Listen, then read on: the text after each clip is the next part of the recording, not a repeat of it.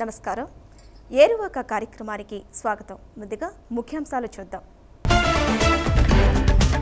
పూల సాగులో సాగుతున్న పాలమూరు రైతులు కాసులు కురిపిస్తున్న నాణ్యమైన దిగుబడులు. నేల అవసరం లేకుండానే పంటల సాగు, హైడ్రో ఫార్మింగ్తో ఆశించిన ఫలితాలు. పండ్ల తోటల పెంపకంతో అధికంగా లాభాలు. నిజామాబాద్లో రైతు అందుకున్న విజయాలు. అధిక దిగుబడినిచ్చే పెసరలో కొత్త వంగడం. పల్లాకు తెగులుని తట్టుకుని పెరిగే మధ్య రకం. మారుతున్న కాలంతో పాటు మనము మారాలి. ఆరుగాలం కష్టపడినా పెట్టిన పెట్టుబడి దక్కని వ్యవసాయ విధానాన్ని మార్చుకోవాలి. తక్కువ పెట్టుబడితో ఎక్కువ లాభాలు వచ్చే పంట విధానాలను అమలు చేయాలి. ఆహార పంటలతో పాటు వాణిజ్య పంటలు పండించుకోవాలి. సాగు యాజమాన్య పద్ధతులపై మంచి అవగాహన పెంచుకోవాలి. అప్పుడే రైతుకు వ్యవసాయం కలిసి వస్తుంది. ఆ బాటలోనే సాగుతున్నారు ఓ జిల్లా రైతులు. పదండి, వారి పొలాల్లో ఏం జరుగుతుందో చూద్దాం.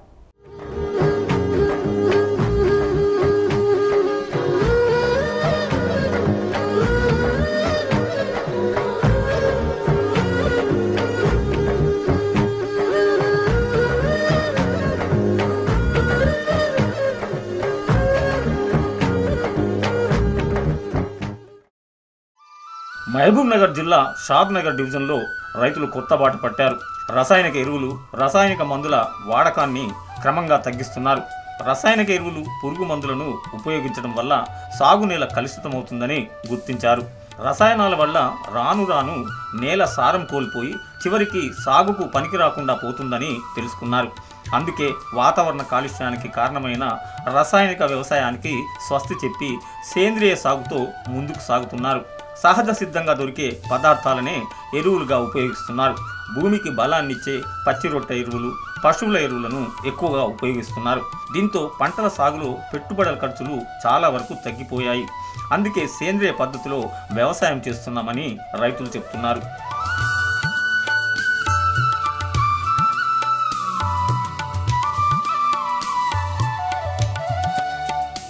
సేంద్రియ ఎరువులతో పంటలు పండించడం వల్ల అధిక దిగుబడి వస్తుంది. అంతేకాకుండా నాణ్యమైన పంటలు చేతికి వస్తున్నాయి. ఈ పంట దిగుబడులను మార్కెట్కు తీసుకువెళ్తే అధిక ధర దక్కుతుందని ఆనందం వ్యక్తం చేస్తున్నారు. ఏళ్ల తరబడి దిగుబడులు వచ్చే పంటలతో పాటు తక్కువ సమయంలో చేతికి వచ్చే పంటల వైపు సాగుతున్నారు. ఉద్యాన పంటల వల్ల అధిక లాభాలు వస్తాయని, అందుకే ఈ పంటలు సాగు చేస్తున్నామని రైతులు చెప్తున్నారు. పూల పంటలు పండించితే సీజన్లో ఆశించిన ఆదాయం వస్తుందని పూల సాగు మొదలుపెట్టారు. ఈ పూల సాగులో ఆధునిక పద్ధతులను పాటిస్తున్న రైతులు నాణ్యమైన దిగుబడులు దక్కించుకుంటున్నారు.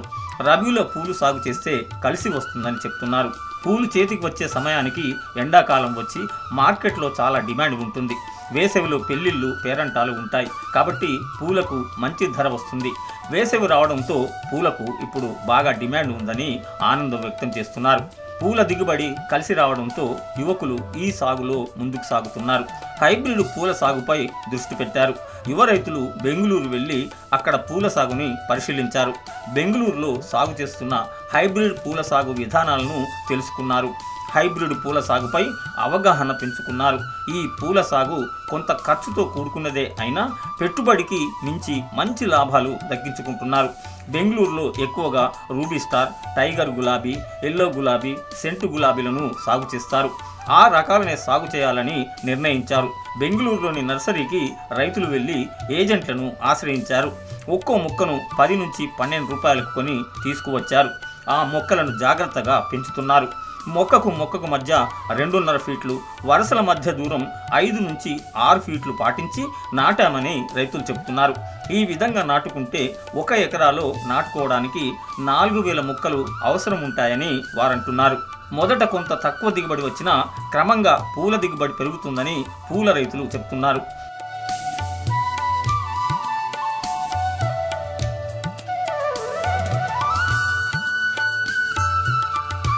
ఎకరాలో సాగు చేయడానికి ₹1,00,000 పెట్టుబడి పెట్టామని వారంటున్నారు.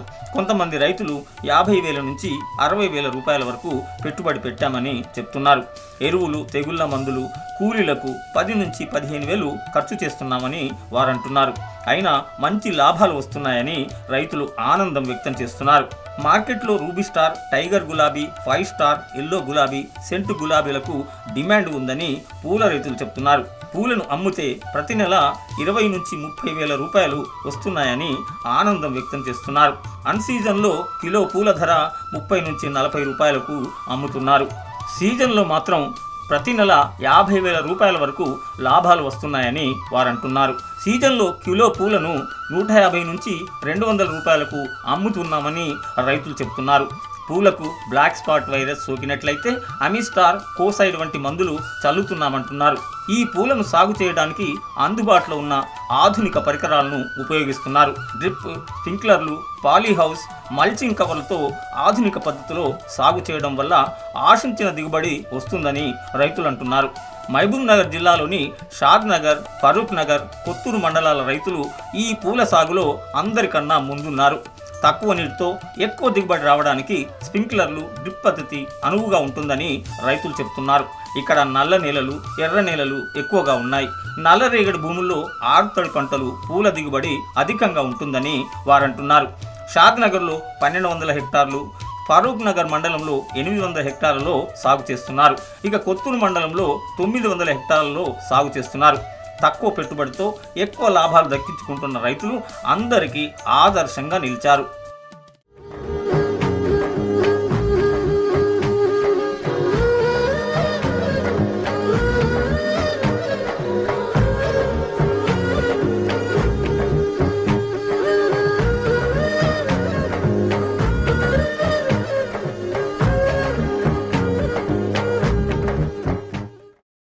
ఏరువాకులో చిన్న విరామం తీసుకుందాం.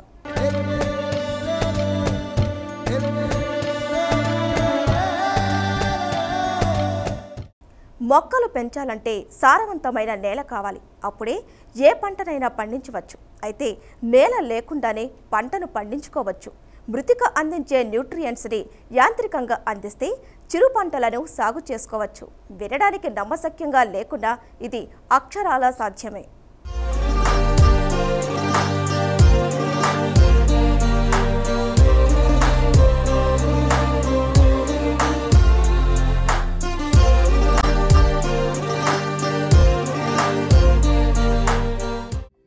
పొలాలు, చేలు లేకుండా కొన్ని పంటలను పండించుకోవడం సాధ్యమవుతుంది.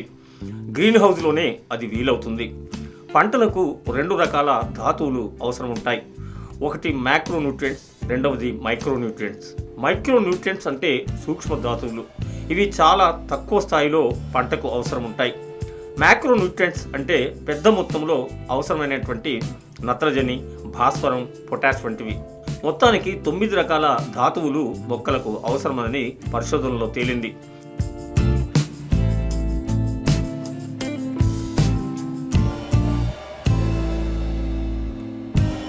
రెండు రకాల పోషకాలను మొక్కలకు కృత్రిమంగా అందిస్తే అవి అనుకున్న దిగుబడినిస్తాయి. అయితే నేలలో ఉన్న పోషకాలు నీటిలో కరిగే గుణం ఉన్నవే. ఇవి నీటిలో కరిగినప్పుడు వేర్లు వీటిని గ్రహించి మొక్కకు అందిస్తాయి. పోషకాల వల్ల మొక్కలు పెరుగుతాయి. అంటే మొక్కకు నీటి ద్రావణం నుంచి ధాతువులు అందుతాయన్నమాట. నేల లేకుండానే గ్రీన్ హౌస్లో పంట వాతావరణాన్ని కల్పించి మొక్కలను పెంచడానికి వీలవుతుంది. వాటర్ సొల్యూషన్ వల్ల ఇది సాధ్యమవుతుంది. దీనికి మట్టితో పని లేదు. యంత్రాల సహాయంతో మొక్కలను పెంచవచ్చు. ఈ పద్ధతిలో మనం కూరగాయలు పండించుకోవడానికి వీలవుతుంది. ఇప్పటికే కొందరు ఈ ప్లాంట్లు ఏర్పాటు చేసుకుని కూరగాయలు సాగు చేస్తున్నారు.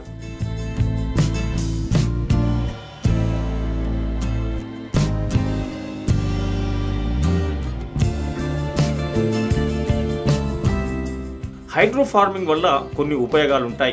ఈ పద్ధతి వల్ల మొక్కల వేర్లకు అవసరమైనంత ఆక్సిజన్ని నిరంతరంగా అందుబాటులోకి తేవచ్చు. నేలలో సాగు చేసే పంటకు ఆక్సిజన్ కొరత వచ్చే అవకాశం ఉంటుంది. ఇక చాలినంత నీటిని అందించడానికి వీలవుతుంది. మొక్కకు అవసరం లేని నీటిని తిరిగి ఉపయోగించుకోవచ్చు. అవసరమైనప్పుడు మొక్కలకు తిరిగి ఆ నీటిని అందించవచ్చు. మృత్తికలో పంటలు సాగు చేస్తున్నప్పుడు కొంత నీరు వృధా అయ్యే అవకాశం ఉంది. కానీ హైడ్రో ఫార్మింగ్లో నీరు వృధా అయ్యే అవకాశమే ఉండదు. అంతేకాకుండా వేర్లకు విష పదార్థాలు సోకే అవకాశం కూడా ఉండదు.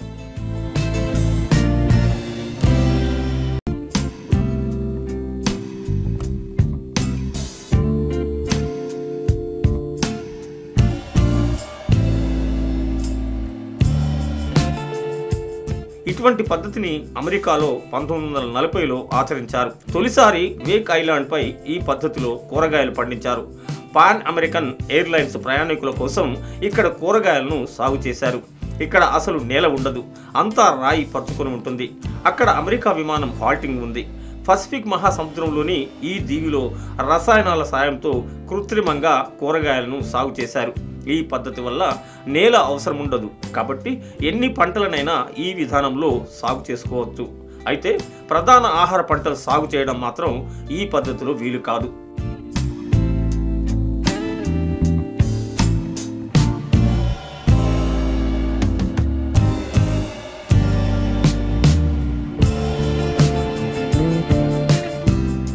అంతరిక్షంలో సైతం హైడ్రోపోనిక్ పద్ధతిలో సాగు చేయడానికి నాసా ప్రయత్నాలు ప్రారంభించింది. అక్కడ ఈ విధానంలో సాగు విజయవంతమైతే అన్ని రకాల పంటలను పండించడానికి ప్లాన్ చేస్తోంది.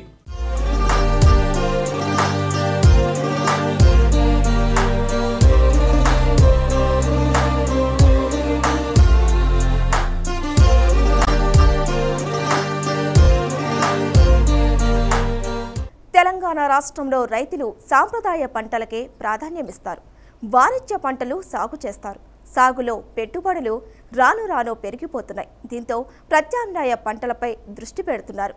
ఏకవార్షిక పంటల కన్నా బహువార్షిక పంటల సాగును మొదలుపెట్టారు. పండ్ల తోటల వల్ల మంచి ఆదాయాన్ని అందుకుంటున్నారు.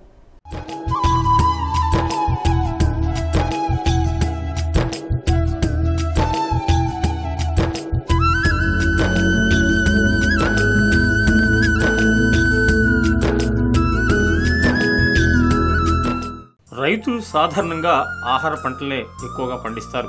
ఎందుకంటే మన దేశంలో చిన్న సన్నకారు రైతులే ఎక్కువ. వాళ్లకున్న 2 నుంచి 5 ఎకరాల భూమిలో ఆహార పంటలు సాగు చేస్తేనే వారికి 2 పూట్ల అన్నం దొరుకుతుంది. వాళ్ళు పండించిన పంటలే వారికి ఆధారం. కాబట్టి వాణిజ్య పంటలు పండించరు, పండ్ల తోటలు పెంచుకోరు. ఏళ్ల తరబడి వరి, జొన్న, మొక్కజొన్న, సజ్జలు, రాగులు, కంది, పెసర, కూరగాయల పంటలే ఎక్కువగా సాగు చేస్తారు. సాంప్రదాయ పంటలకు అలవాటు పడ్డ రైతులు వ్యవసాయంలో ప్రయోగాలు చేయరు. ఎందుకంటే వారి దగ్గర పెద్దగా పెట్టుబడి పెట్టడానికి డబ్బులుండవు. అందుకే ఉన్న పొలంలోనే వాళ్ళు ఆహార పంట పండిస్తారు. వాణిజ్యపరంగా సాగు చేసే పంటల జోలికే పోరు. అయితే రాను రాను ఆహార పంటల సాగు పెట్టుబడి పెరిగిపోతోంది. ఈ పంటల్లో చీడపీడల బెడద కూడా పెరిగిపోతోంది. దీంతో రైతులు చాలా కష్ట నష్టాలను ఎదుర్కొంటున్నారు. అందుకే ప్రత్యామ్నాయ పంటల మీద దృష్టి పెడుతున్నారు. ఏకవార్షిక పంటల కన్నా బహువార్షిక పంటలు బాగా కలిసి వస్తాయని తెలుసుకుంటున్నారు. తక్కువ పెట్టుబడితో ఏళ్ల తరబడి దిగుబడినిచ్చే పంటల వైపు మొగ్గు చూపుతున్నారు. బహువార్షిక పంటలైన పండ్ల తోటల సాగులో ముందుకు సాగుతున్నారు. అనేక సంవత్సరాల పాటు ఆదాయాన్ని తెచ్చిపెట్టే పండ్ల తోటలను వేసుకుంటున్నారు. ఆ బాటలోనే ముందుకు సాగుతున్నారు నిజామాబాద్ జిల్లా రైతులు.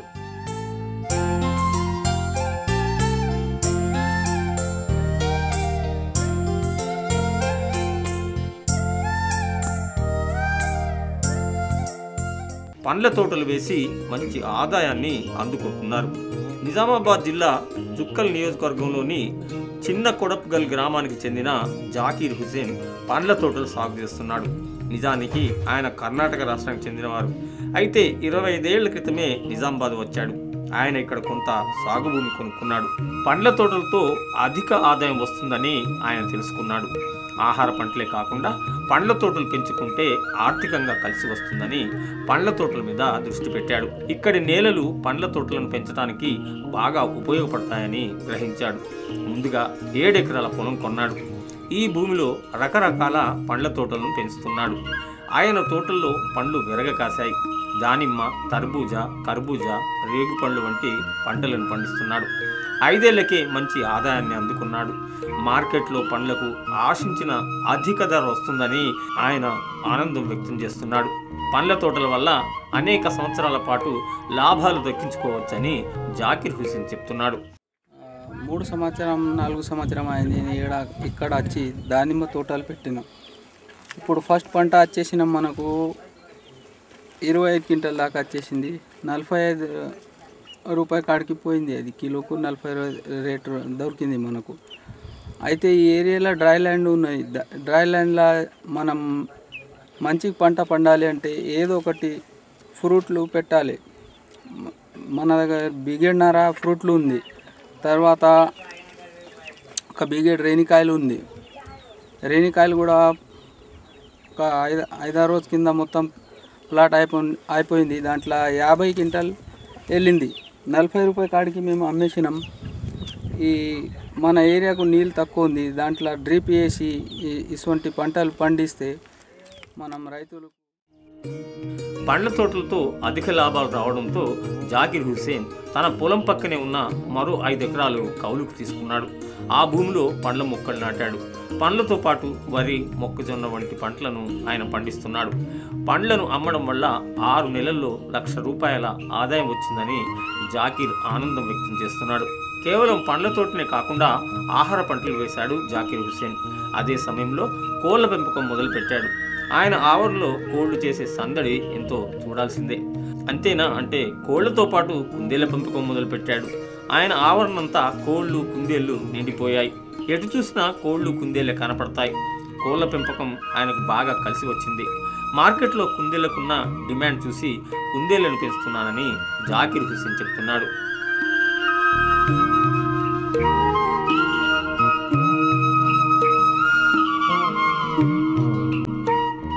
జాకిర్ హుసేన్తో పాటు ఆయన కొడుకులు వ్యవసాయంలోనే లాభం ఉందంటున్నారు.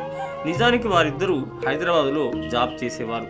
తండ్రి చేస్తున్న వ్యవసాయం చూసి తాము కూడా సాగులో ముందుకు సాగాలనుకున్నారు. హైదరాబాద్లో వాళ్ళు చేస్తున్న ఉద్యోగాల్ని వదిలేశారు. నిజామాబాద్ వచ్చి సొంత ఊరిలో తండ్రితో పాటు పంటలు సాగు చేస్తున్నారు. వ్యవసాయంలో ఉన్న ఆనందం మరేదేనిలోనూ లేదని వారంటున్నారు. మెలకువలతో పంటలు పండించితే లాభాలు తప్పకుండా వస్తాయని భరోసా ఇస్తున్నారు. వ్యవసాయంలో వచ్చే లాభాలు చూసి తాము కూడా పంటలు సాగు చేయాలని నిర్ణయించామని జాకిర్ కొడుకులు చెప్తున్నారు. పండ్ల తోటల పెంపకం లాభదాయకంగా ఉంటుందని జాకిర్ కొడుకు అంటున్నాడు. मेरे डैडी एग्रीकल्चर में इंटरेस्टेड हैं, तो वो 5-6 साल से यहाँ पर कर रहे थे और मुझे भी इनवाइट कर रहे थे यहाँ पर आने के लिए. तो मैं 6 महीने हुआ यहाँ पर आकर डैड के साथ ज्वाइन किया. हमारे ये जो भी ये प्लांटेशन है इसमें बेनिफिट अच्छा है. जो भी 4 मंथ्स 3 मंथ्स का क्रॉप होता है उससे अच्छा बेनिफिट हमको प्लांटेशन में मिलता है, क्योंकि स्टार्टिंग ईयर में प्लांट ग्रोथ ज़्यादा नहीं रहता, लेकिन जब जब ग्रोथ बढ़ता है तब बेनिफिट हमको बढ़ता जाता है. उसको मेंटेनेंस सही तरीके से करना चाहिए, टेक्निकली करना चाहिए और उसको पानी का सही यूज़ करना चाहिए. మా నాయన ఇక్కడ భూమి కొనుక్కున్నారు. వేరే వేరే పంటలు పెట్టినప్పుడు మాకు తెలిసింది దీంట్లో ఎక్కువ బెనిఫిట్ ఉన్నది. మేము ఎంత స్ట్రగల్ ఆడ కంపెనీలో చేస్తాం అంతా ఇక్కడ చేస్తే మీకు ఇంకా చాలా బెనిఫిట్స్ దొరుకుతాయి. అదే మైండ్లో పెట్టుకొని ఇక్కడ వచ్చినాం, మా నాయనకు సపోర్ట్ చేస్తున్నాం. ఇప్పుడు మా నాయన అయితే దానిమ్మ పంటలు పెట్టినాం. ఒక బిగెడ్నర భూమి ఉన్నది మన దగ్గర, దానిమ్మ ప్లాంటేషన్ ఉన్నది. ఊర్లోని బోరుబావుల్లో నీరు చాలా తక్కువగా ఉంది. అయినా నీటి ఎద్దడి రాకుండా డ్రిప్ పద్ధతిలో నీరు పెడుతున్నామని జాకిర్ హుసేన్ చెప్తున్నాడు. డ్రిప్ పద్ధతి వల్ల నీరు వృధా కాకుండా మొక్కలకు కావలసినంత నీరు అందుబాటులో ఉంటుందని ఆయన అంటున్నాడు. డ్రిప్ ఇరిగేషన్తో పండ్ల తోటలు సాగు చేస్తే అధిక దిగుబడి వస్తుందంటున్నారు. పండ్ల తోటలు పెంచుకుంటే మంచి ఆదాయం వస్తుందని, అందుకు మేమే సాక్ష్యమని జాకిర్ హుసేన్ ఆయన కొడుకులు ధీమాగా చెప్తున్నారు. Hats off to Zakir Hussain.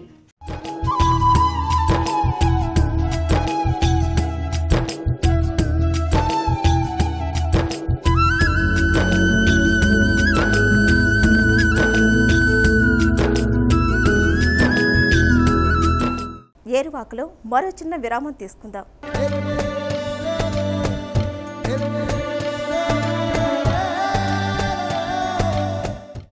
పప్పు పంటల్లో పెసర చాలా ముఖ్యమైన పంట. ఈ పంట పండించడానికి ఇప్పటికే ఎన్నో రకాలు అందుబాటులో ఉన్నాయి. ప్రస్తుతం మరో కొత్త రకం వంగడం రూపొందించారు. ఈ రకం సాగు చేసుకుంటే అధిక దిగుబడితో పాటు నాణ్యమైన పంట వస్తుంది. మంచి పోషక విలువలతో కూడిన పెసర పంట వస్తుంది. ఈ కొత్త రకం బాగోగులేమిటో తెలుసుకుందాం పదండి.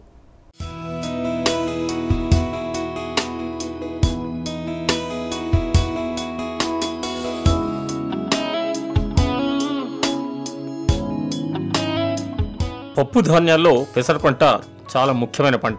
శాకాహారులైన మాంసాహారులైన ఈ పప్పును చాలా ఇష్టంగా తింటారు. శాకాహారులకు అవసరమైన మాంసకృతులు దీనిలో పుష్కలంగా ఉంటాయి. వరి గోధుమను ఎక్కువగా తినేవాళ్ళు ఆహారంలో పెసరపప్పును ఎక్కువగా వాడతారు. దీనిలో ఉండే లైసిన్ అనే అమినో యాసిడ్ మంచి పోషకంగా పనిచేస్తుంది. పెసర గింజలను మొత్తంగా లేదా పప్పుగా చేసి పిండిగా కూడా ఉపయోగిస్తారు. మొలకెత్తిన పెసర్లు తింటే ఆరోగ్యంగా ఉంటాం. పెసరలో విటమిన్స్, ఖనిజ లవణాలు, పీచు పదార్థం అధికంగా ఉంటాయి. కాబట్టి ఇది అందరికీ అందుబాటులో ఉండాలంటే పెసరను పెద్ద ఎత్తున పండించాలి. మనకు పోషక విలువలు అందించే పెసర భూసారాన్ని పెంచుతుంది. గాలిలోని నత్రజనిని రైజోబియం సహాయంతో నేలలో స్థిరీకరిస్తుంది. ఈ పంట తర్వాత సాగు చేసే పంటకు హెక్టారుకు 30 నుంచి 40 కిలోల నత్రజనిని అందిస్తుంది. నేల భౌతిక, రసాయన, జీవ లక్షణాలను అభివృద్ధి చేసి పంటల సాగును సుస్థిరపరుస్తుంది. అందువల్ల రైతులు పెసర పంటను తప్పకుండా సాగు చేసుకోవాలి.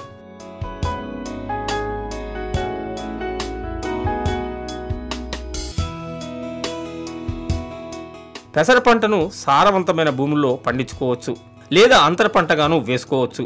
ప్రస్తుతం అందుబాటులో ఉన్న పెసర రకాలను మరింత అభివృద్ధి చేసుకోవాల్సిన అవసరం ఉంది. పెసరను సాగు చేయాలనుకున్నప్పుడు మనం ఎంచుకునే రకంలో కొన్ని ముఖ్యమైన లక్షణాలు ఉండాలి. తొలి దశలో మొక్కలు వేగంగా పెరగాలి. పంట మొత్తం ఒకేసారి కోతకు రావాలి. పంటకాలం 60 రోజులకు మించకుండా ఉండాలి. పెసరలో వచ్చే చీడపీడలు ముఖ్యంగా పల్లాకు తెగుల్ని తట్టుకొని పెరగాలి. కాసే గింజలు కూడా పెద్దగా ఉండాలి. ప్రస్తుతం మనం సాగు చేస్తున్న స్వల్పకాలిక పెసర రకాలు పల్లాకు తెగుల్ని తట్టుకునే పరిస్థితిలో లేవు. మధ్యస్థ కాలం రకాల మొక్కలు బాగా పెరుగుతాయి. వర్షాలు అధికంగా పడినప్పుడు పూత, కాపు దెబ్బతింటాయి.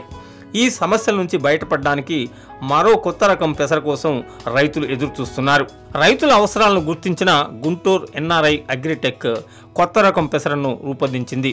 ఈ కొత్త వంగడానికి శక్తి అని పేరు పెట్టారు. కొత్తగా అందుబాటులోకి వచ్చిన శక్తి పెసర 58 నుంచి 60 రోజుల్లో కోతకు వస్తుంది. తొలి దశలో మొక్కలు బాగా వేగంగా పెరుగుతాయి. ఒక్కో గింజ 5.2 గ్రాముల బరువు ఉంటుంది. ముఖ్యంగా ఈ రకం పల్లాకు తెగుల్ని తట్టుకుంటుంది. పంటను యంత్రంతో కోయడానికి అనువుగా ఉంటుంది. మిరప పంటను సాధారణంగా సెప్టెంబర్ మధ్యకాలం నుంచి అక్టోబర్ చివరి వరకు నాటుకుంటారు. అప్పటి వరకు సాగు భూమిని ఖాళీగా ఉంచకుండా సారవంతమైన పొలాల్లో శక్తి వంటి పెసరను పండించుకోవాలి. ఈ పంటను వేసినట్లయితే ఎరువులు వేయాల్సిన అవసరం ఉండదు.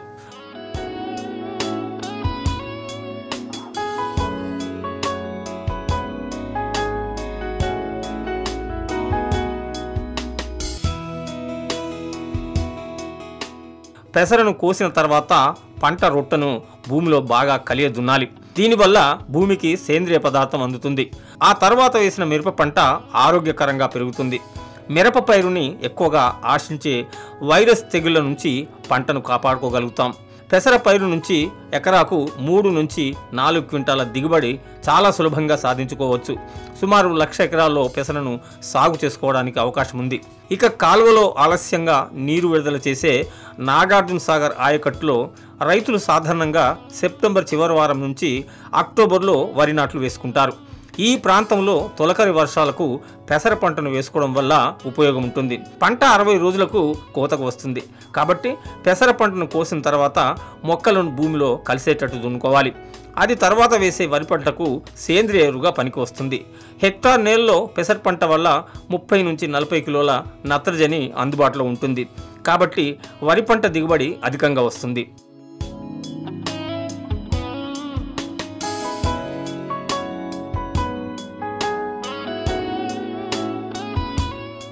సాధారణంగా వరి పంటలో వేయాల్సిన నత్రజని ఎరువుని తక్కువగా వేసుకోవడం వల్ల పెట్టుబడి తగ్గిపోతుంది. ఇక వేసవిలో పెసర సాగు చేయడానికి శక్తి రకం వంగడం బాగా పనికి వస్తుంది. ఇది పల్లాకు తెగుల్ని తట్టుకుంటుంది కాబట్టి పంట దిగుబడి ఆశించినంతగా ఉంటుంది. గోదావరి డెల్టాలో రబీ తర్వాత వేసవిలో సాగు ఇది అనుకూలంగా ఉంటుంది. వరి తర్వాత అపరాల జాతి పైరు పెసరను సాగు చేస్తే పంటల దిగుబడిలో సుస్థిరత వస్తుంది. ఇక పత్తి పంటను ఏక పంటగా సాగు చేస్తుంటారు. దీనివల్ల ప్రతి సాళ్ల మధ్య భూమి వృధాగా ఉంటుంది. పత్తి పంటలో అంతర పంటగా అపరాలను సాగు చేస్తే అధిక దిగుబడి వస్తుందని పరిశోధనలు తేల్చాయి. ఈ సాళ్ల మధ్య శక్తి వంటి పెసరను సాగు చేసినట్లయితే 2 లక్షల హెక్టార్లకు పైగా పెసర సాగును పెంచుకోవడానికి వీలవుతుంది. పెసర పంట ప్రత్తి కన్నా ముందే చేతికి వచ్చి ఆదాయాన్ని తెచ్చిపెడుతుంది. ఈ ఆదాయాన్ని ప్రత్తి సాగులో ఉపయోగించుకోవచ్చు. ఈ విధంగా పెసరను సాగు చేసుకుంటే పంటల దిగుబడుల్లో సుస్థిరతను సాధించుకోవడం సాధ్యమవుతుంది.